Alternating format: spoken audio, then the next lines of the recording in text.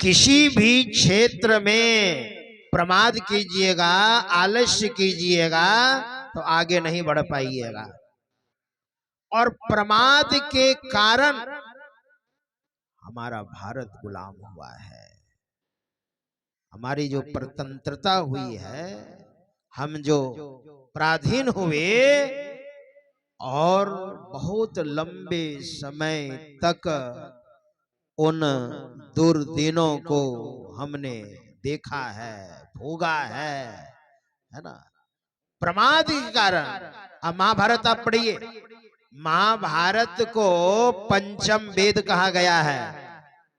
महाभारत न 18 पुराण के अंतर्गत है, न 4 वेद के अंतर्गत है, लेकिन उसको 5वां वेद मान लिया गया है कि महाभारत 5वां वेद है।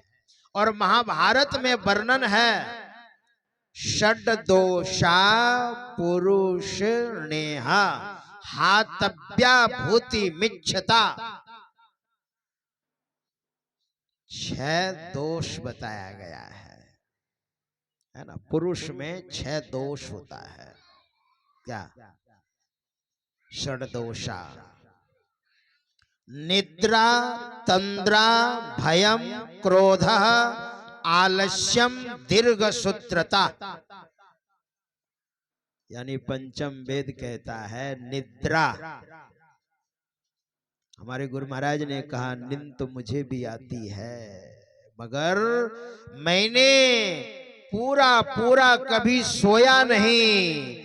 नींद तो मुझे भी आती है। क्यों? सो करके समय बर्बाद कर दीजिएगा। आप खूब सोइए, लेकिन आप प्रमादी बन गए हैं, है ना, तो बहुत सोने के बाद भी आलस आएगा ही। भगवान श्री कृष्ण ने गीता में बड़ा सुंदर कहा है, न बहुत सोइए न बहुत जगिए, न भूखे रहिए, है ना, न बहुत खाइए। युक्ताहार विहारस्य युक्त चेष्टस्य कर्मसु युक्त स्वप्नावबोधस्य योगो भवति दुःखः नपतुला। है ना, नपतुला होना चाहिए, और नहीं तो निद्रा। क्या है? आलस में पड़ करके, आलस में पड़ करके भारत को नरक में डाल दिया। बोलिए, जो हमारा हिंदू राजा थे, बोलिए, मोहम्मद गोरी को जानते हैं कितनी बार पराजित किया? जो विदेशी राजा था, बहुत बार। हमने तो पढ़ा कि 17 बार उसको पराजित किया था, है ना। 17 बार पराजित किया, विदेशी राजा था वो। हमारे भारत के जो राजा थे पृथ्वीराज चौहान, बताइए, उसको 17 बार पराजित किया। और 18वीं बार फिर उसने चढ़ाई की। और जब चढ़ाई की ना, तो पृथ्वीराज चौहान जो हमारे हिंदू राजा थे, उसने सोचा वो क्या करेगा, हमने तो उसकी कमर तोड़ दी है, वो क्या कर सकता है। लेकिन जानते क्या हुआ? वो धावा बोल दिया, और ये तो आलस में पड़ा हुआ था, प्रमाद में था, लापरवाही में था। इसको कहते हैं दीर्घ सूत्रता। क्या कर लेगा? अच्छा ठीक है। जबकि उनको सूचना भी दी गई, महाराज 18वीं बार मोहम्मद गोरी ने फिर चढ़ाई कर दी। पृथ्वीराज चौहान ने कहा वो मुझे क्या करेगा, क्या कर लेगा? अरे ठीक है, जाओ आराम करो ना। लेकिन जानते हैं नीति कहती है शत्रु को छोटा नहीं समझना चाहिए। और उसने धावा बोला और पकड़ लिया उसको। और पकड़ने के बाद जानते हैं कितना अन्यायी था वो, कितना क्रूर था वो, कितना दुष्ट था। मोहम्मद गोरी पृथ्वीराज चौहान को पकड़ करके अफगानिस्तान ले जा करके और दोनों आंखें उसने निकलवाई और बहुत कष्ट दिया। बताइए, एक बार माफ नहीं किया जिसको 17 बार माफ किया। और उसी दिन से हमारी दुर्दशा प्रारंभ हो गई, केवल आलस के कारण, प्रमाद के कारण। हमारा वेद कहता है प्रमाद मत कीजिए। अगर बड़ा बनना है किसी भी क्षेत्र में तो आप प्रमाद मत कीजिए। आप निद्रा सोइए, है ना, नहीं सोइएगा तो फिर भरपाई कैसे होगी, हरासमेंट दूर कैसे होगा। और तंद्रा, तंद्रा का मतलब होता है, हमारे गुरुदेव ने बड़ा सुंदर उदाहरण दिया है तंद्रा का अर्थ। जैसे जागृतावस्था और स्वप्नावस्था, ये दोनों के बीच में तंद्रावस्था होती है। जैसे हम जगे हैं ना, और जब सोने के लिए जाते हैं तो धीरे धीरे हमारी वृत्ति जो है सिमटने लग जाती है। सुषुप्तावस्था की ओर जब जाने लगते हैं तो हमारी जो इंद्रियां हैं ना, जब सिमटने लग जाती है उसमें बहुत चैन मालूम होता है, बड़ा आनंद लगता है। और उस समय कोई आपको हिला दे, जगा दे तो बड़ा दुख होगा आपको, है ना। तो उसको कहते हैं तंद्रा, निद्रा, तंद्रा, भयम, भय, डरना भी नहीं, क्रोधम, है ना, और आलस्य भी नहीं करना, दीर्घ सूत्रता। अच्छा करेंगे, ये 6 दोष है हमारे वेदों में, महाभारत में सब वर्णन है। हमारे वेद कहता है अगर आपको बड़ा बनना है तो आप सावधान रहिए। थोड़ी सी असावधानी 950 वर्षों तक लगभग हम कष्ट को भोगते रहे, है ना। पृथ्वीराज चौहान की थोड़ी सी असावधानी देखिए। और आज भी लोग धीरे धीरे दूर हो रहे हैं। अगर सत्संग नहीं सुनेंगे तो वेद का ज्ञान कहां से होगा, और वेद का ज्ञान नहीं होगा तो वेद का ज्ञान नहीं होगा तो आप भूल जाएंगे वेद को। और वेद को जब भूल जाएंगे तो हमारे ऊपर फिर चढ़ाई कर देगा शत्रु, और फिर धीरे धीरे हम पराधीन हो जाएंगे, है ना। वह दुर्दीन मानस पटल से अभी दिन दूर नहीं हुआ है, वह दुर्दीन, और फिर वह दुर्दिन आने में देर नहीं है। इसलिए आप सत्संग सुनिए, इसलिए वेदों में सत्संग भी है। थोड़ा भजन भी कीजिए, आध्यात्मिकता थोड़ी आएगी तब ना। अच्छा भजन कैसे कीजिएगा, जब तक भजन भेद नहीं लीजिएगा, जब तक आपके जीवन में गुरु नहीं होगा तो आपका जीवन शुरू नहीं होगा। एक दृष्टांत बड़ा सुंदर आपको मैं बता रहा हूं, बड़ा सुंदर दृष्टांत है। एक सत्संगिनी बहन की शादी हुई, और शादी होकर के जब आई तो जब उनकी शादी हो रही थी तो 10 मुख्य लोगों को लेकर के ऐसा विचार विमर्श हुआ था। जब छोड़ने उड़ने की बात होगी उन 10 मुख्य व्यक्तियों को बुलाया जाएगा। इसे मुखिया हो गए, सरपंच हो गए, इसी तरह से समाज के अच्छे अच्छे लोगों को लेकर के विवाह हुआ था। एक बॉन्ड बनाया गया था। तो लड़की जब आई, बहन जी जब आई शादी होकर के, तो सत्संगनी लड़की थी वो, उसके अंदर ज्ञान था, घर में सत्संग होता था। जैसे गुरु नानक साहब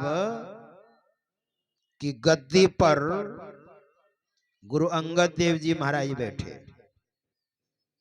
और गुरु अंगद देव जी महाराज की बेटी की शादी अमरदास जी महाराज के भतीजे के साथ हुई थी। जो तीसरे गुरु अमरदास जी महाराज हुए बाद में, तो गुरु अंगद देव जी महाराज की बेटी वो सुबह सुबह भजन गाती थी। गुरु नानक देव जी महाराज का भजन को वो गुनगुनाती थी, घर के काम धंधों को भी करती थी, झाड़ू है, पोछा है, बर्तन मांजना है इत्यादि। तो अमरदास जी महाराज ने जब सुना भजन को, तो वो कहते, बेटी ये भजन जो तुम गा रही है, मुझे ऐसा लग रहा है ये कोई महापुरुष की वाणी है। ये कहा, पिताजी मेरे पिताजी बहुत बड़े महात्मा हैं, और बहुत सारे साधु महात्मा हमारे यहाँ आते रहते हैं, सत्संग होता है, तो गुरु नानक साहब की ये वाणी है। ओ बहुत बड़े महात्मा हैं। अच्छा अच्छा, साल में एक बार मैं हिंगोला देवी की पूजा करने जाता हूं, और उधर ही हिंगोला देवी का मंदिर है, तो मैं जरूर मिलूंगा जाकर के। मेरे कहने का मतलब, और वो गए भी थे, और बाद में वो तो संत बने वो। तो वो जो गा रही थी भजन,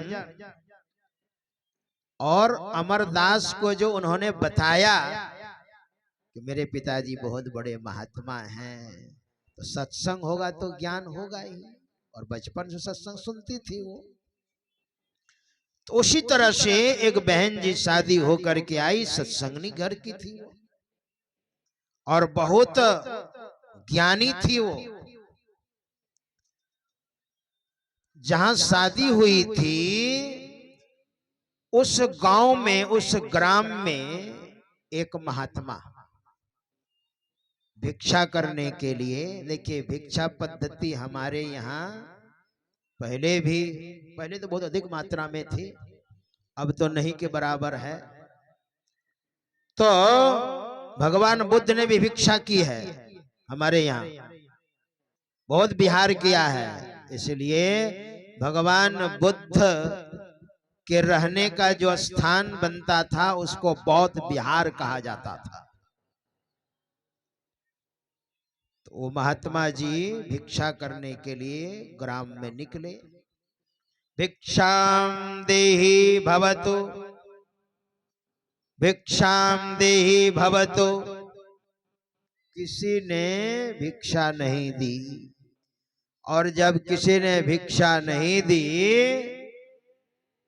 तो बेचारे महात्मा वापस हो रहे थे और यही बोल रहे थे, समाज में, इस समाज में कोई दाता नहीं है, किन्हीं के अंदर साधु महात्मा के प्रति सम्मान नहीं है, किसी ने मुझे भिक्षा नहीं दी। यही बोलते बोलते आ रहे थे, तो वो बहन जी दरवाजे पर आई, और उस बहन जी ने कहा, बाबा आपको किसी ने भिक्षा नहीं दी? कहा, ना बहन किसी ने हमें भिक्षा नहीं दी, अब तो आज भूखे रहना पड़ेगा। भिक्षा का भी कुछ नियम होता है, 5 घर, 7 घर, 11 घर, इतने घरों में जाएंगे, भिक्षा मिल गई तो ठीक है, नहीं मिली तो आज भूखे रहना है। तो उस बहन जी ने कहा, बाबा बड़े सवेरे। तो उस महात्मा ने कहा, हाँ बहन, अबेर होने का डर था। तो बाबा ने सोचा जब इसने हमसे पूछ लिया और मैंने जवाब भी दिया तो मैं भी पूछता हूं। तो बाबा ने कहा, बहन तुम्हारे घर में क्या अचार? तो क्या कहती है, मेरे ससुर बासी खात। और उनके ससुर जी गरम गरम पकोड़ा खा रहे थे, उस समय से मुंह से नीचे गिर गया। ससुर जी की नजर बड़ी टाइट हो गई। हमारी शिकायत कर रही है, मैं बासी खाता हूं, भला मैं बासी क्यों खाऊंगा? बासी तो वो खाते हैं जिसके पास नहीं रहता है, मैं तो गरम गरम पकौड़ा खा रहा था। फिर बाबा ने पूछा, बहन तुम्हारा कब जन्म हुआ? तो बहन कहती है, मेरा जन्म, हाँ कितने वर्ष हुए जन्म होने से? कहा, मेरे जन्म होने से 25 वर्ष हो गए। 25 वर्ष? हाँ। अच्छा अच्छा, 25 वर्ष। और तुम्हारे पति का?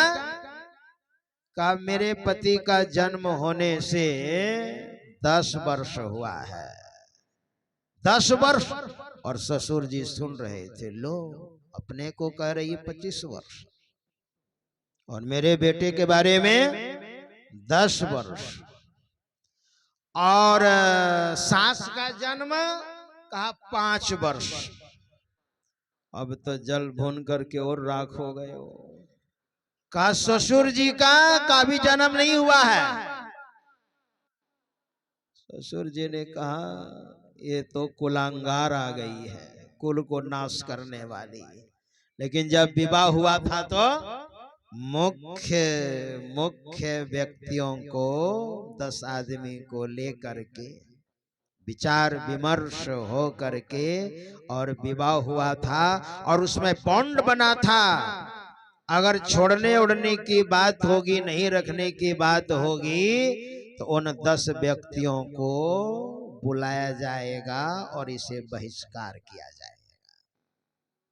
अब तो ससुर जी ने उन 10 व्यक्तियों को बुलाया और कहा, घर की बात एक नंबर में बाहर क्यों करती है, और सब उल्टी पुल्टी बात है, एक भी बात सही नहीं। तो 10 व्यक्तियों ने कहा, क्या उल्टी पुल्टी बात कर दी? तो एक बैठक रखा गया और उस बाबा को भी बुलाया गया, उस बहन को भी उस सभा में बुलाई गई और बहुत सारे बुद्धिजीवी लोग आए, वरिष्ठ गण आए, समाज के लोग आए, जिनका जीवन सादा था और उच्च विचार था, ऐसे लोग आए। और ससुर जी ने कहा, पूछिए तो। ये बाबा ने क्या पूछा और मेरी पतोहू ने क्या उत्तर दिया? बाबा ने पहले तो मेरी पतोहू ने ही कहा, बाबा आपको भिक्षा नहीं मिली? खरे तो ठीक है, किसी ने भिक्षा नहीं दी, किसी ने भोजन नहीं दिया। तो बाबा गुनगुनाते हुए आ रहे थे, इस समाज में कोई दानी नहीं, किन्हीं के अंदर साधु महात्मा के प्रति सम्मान नहीं। ये कैसा समाज है? ये बड़ा विचित्र समाज है ये। तो हमारी पतोहू ने पूछा तो कहा, और बाबा ने क्या पूछा, तुम्हारे घर में क्या आचार? तुम्हारी पतोहू ने कहा, मेरे ससुर बासी खात, मैं बासी खाता हूं, मैं तो गरम गरम पकोड़ा खा रहा था। और मेरी पतोहू है,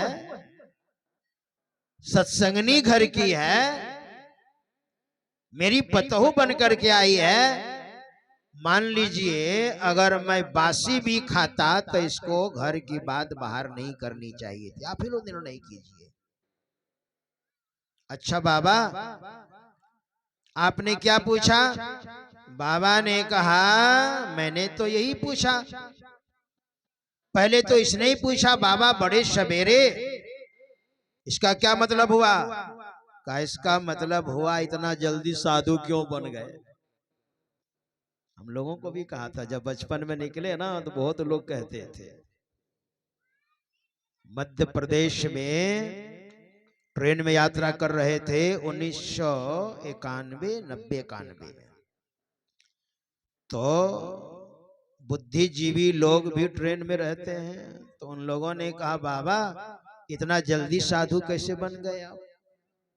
प्रश्न करते थे लोग, क्या देखा आपने दुनिया को जो आप साधु बन गए, क्या दुख हुआ अभी आपको इतना जल्दी साधु बन गया।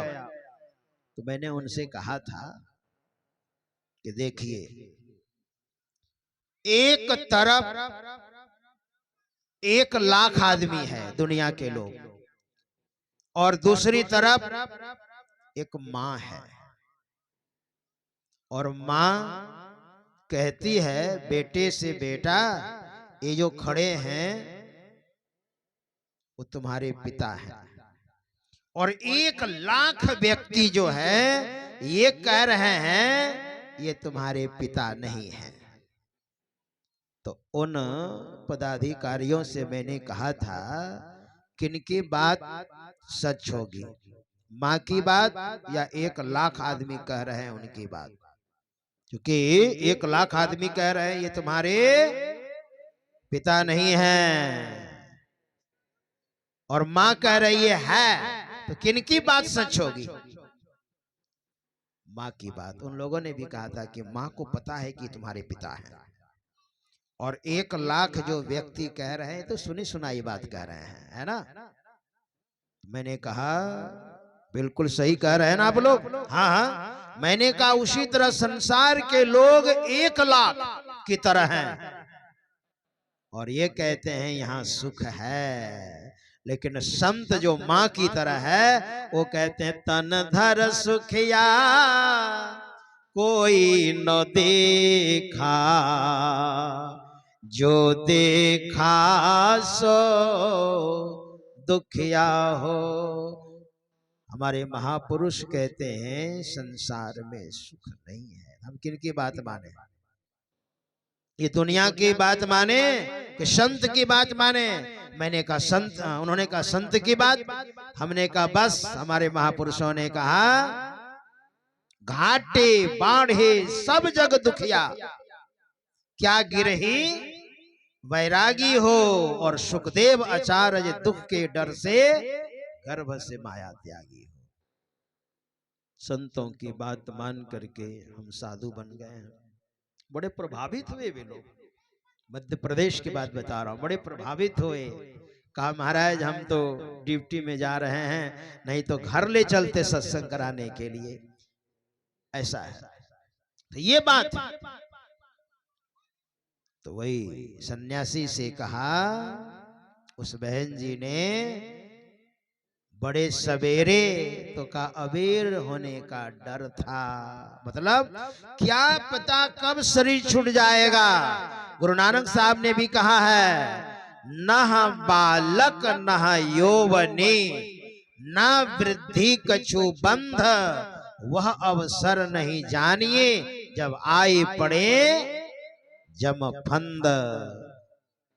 बहुत बार तो मरे हुए ही जन्म लेते हैं, बहुत बार तो जन्म लेने के बाद मरते हैं, बहुत बार तो जवान में मर जाते हैं, और बुढ़ापे में तो कहते हैं कि अब तो ये पके हुए फल हैं, कब टपक जाएंगे। क्या मौत कब आ जाएगी इसका कोई भरोसा नहीं। इसलिए मौत के डर से मैं जल्दी साधु बन गया।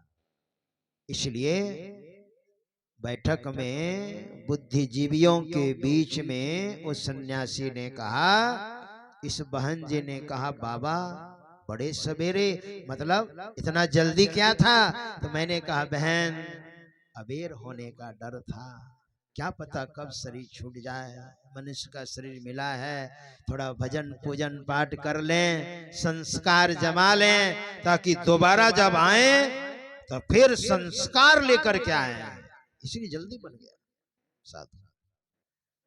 तो मैंने भी पूछ लिया, सन्यासी ने कहा बहन तुम्हारे घर में क्या आचार क्या व्यवहार है, आचार नहीं कहते, आचार विचार, तुम्हारे घर में क्या आचार। तो बहन जी ने कहा मेरे ससुर बासी खात। तो अपने पतोहू से ही पूछिए उसने क्यों कहा बासी खात। ससुर जी ने कहा मैं गरम गरम पकौड़ा खा रहा था उस समय। तो वो बहन जी कहती है बुद्धिजीवियों के बीच में कि देखिए आप लोग पिता तुल्य हैं, और मेरा जब विवाह हुआ था तो आप सबों के साक्ष्य में हुआ था, और यह निर्णय लिया गया था जब छोड़ने उड़ने की बात होगी तो फिर इन 10 व्यक्तियों को बुलाया जाएगा।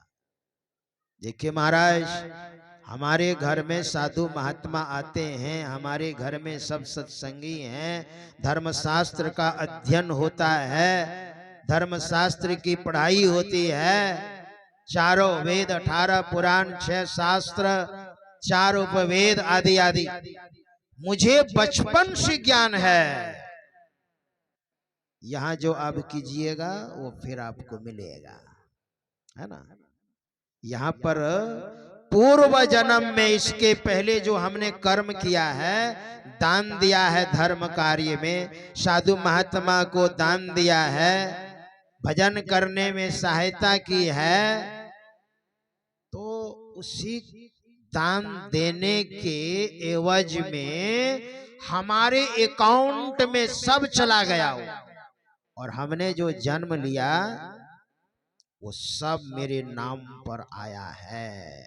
पिछले जन्म में अच्छा कर्म किया तो अभी हम सुखी हैं। हमारे ससुर जी पिछले जन्म में अच्छा कर्म किए थे और अभी साधु महात्मा को देखना नहीं चाहते हैं, दान देना नहीं चाहते हैं, न सत्संगी बनते हैं न बनने का आदेश देते हैं।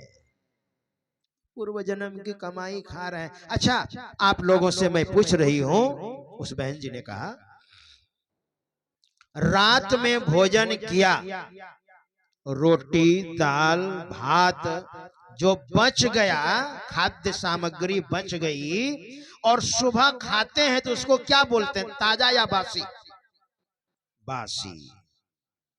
तो बस पहले अच्छा किए थे अभी नहीं कर रहे हैं, तो पुराना जो खा रहे हैं तो बासी खा रहे हैं। वही तो मैंने कहा हमारे ससुर बासी खा, गरम गरम पकोड़ा तो अभी न खा रहे हैं, ये गरम गरम पकोड़ा उसी कर्म के बदौलत पिछले जन्म में अच्छा कर्म किए थे और अभी ताजा नहीं कर रहे हैं तो बासी खा रहे हैं ना।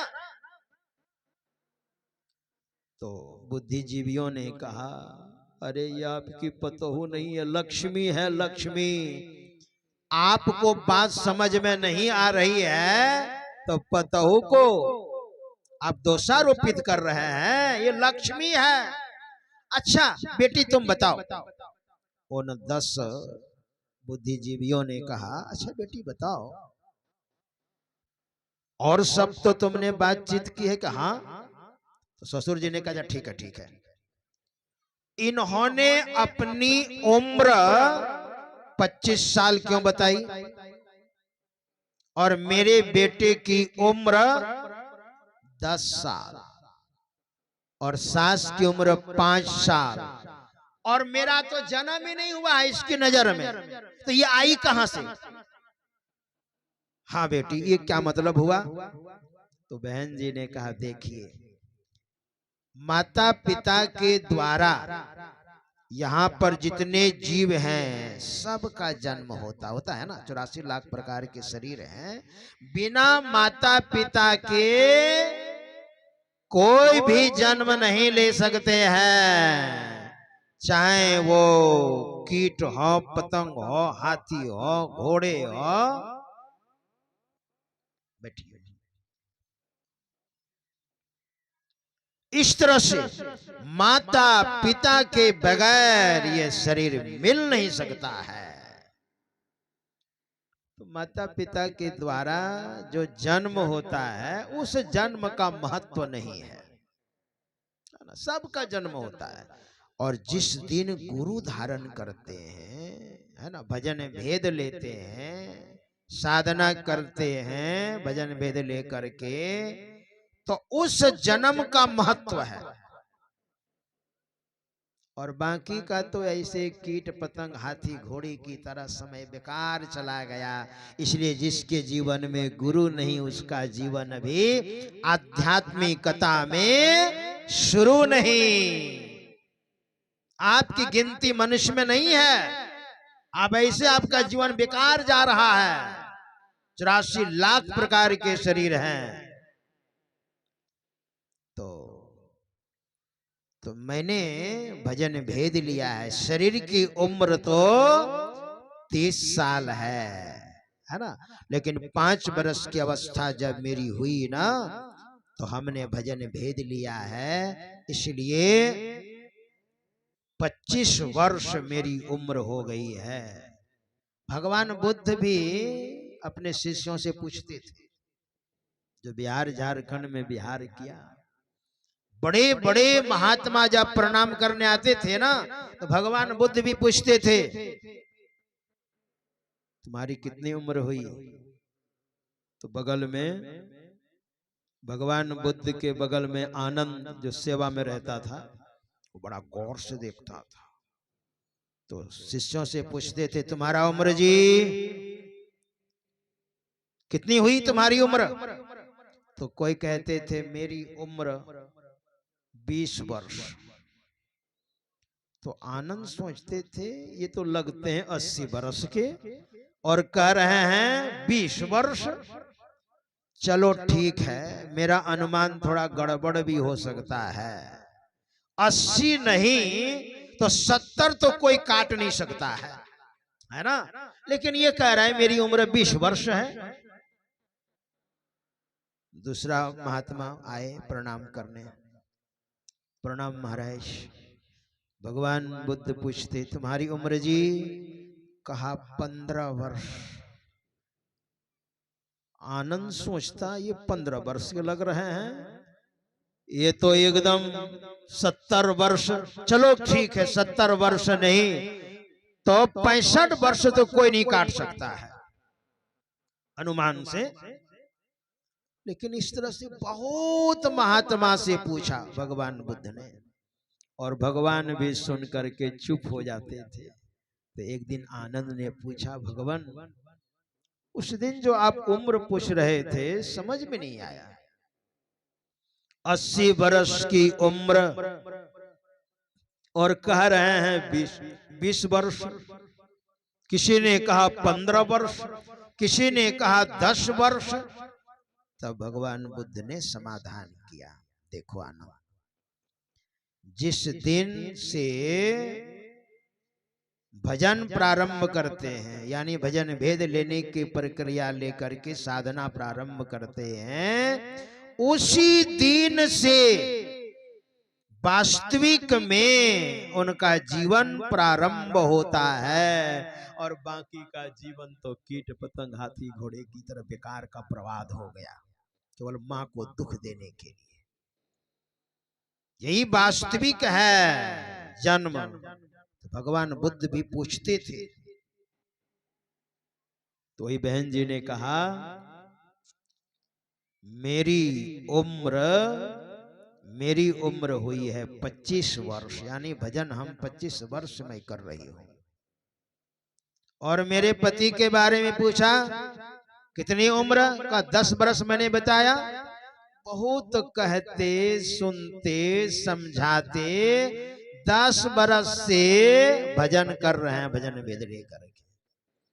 और मेरी सास बहुत समझाते समझाते 5 वर्ष हुआ है। और मेरे ससुर जी तो अभी भी नहीं समझ रहे हैं, इसलिए इनको अभी इस आध्यात्मिकता में प्रविष्ट ही नहीं हुआ है। ये प्रविष्ट ही नहीं हुए हैं, इनका भी जन्म नहीं हुआ है। बुद्धिजीवियों ने कहा, अरे इनके चरण धो करके पियो तो तुम्हारी बुद्धि भी थोड़ी ठीक हो जाएगी, छोड़ने की बात कर रहे हैं आप।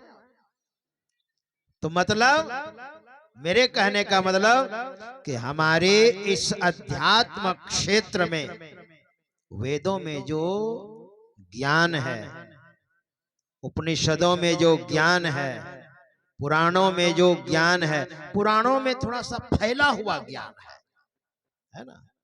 इस तरह से तो इसको, ये जो मुख्य ग्रंथ है, इसको हमारे गुरुदेव ने शाख ग्रंथन कहा है। इन सारे वेदों में आत्मोद्धार की बात है, साधना की बात है, इसलिए वेद मंत्र का पाठ हुआ और हम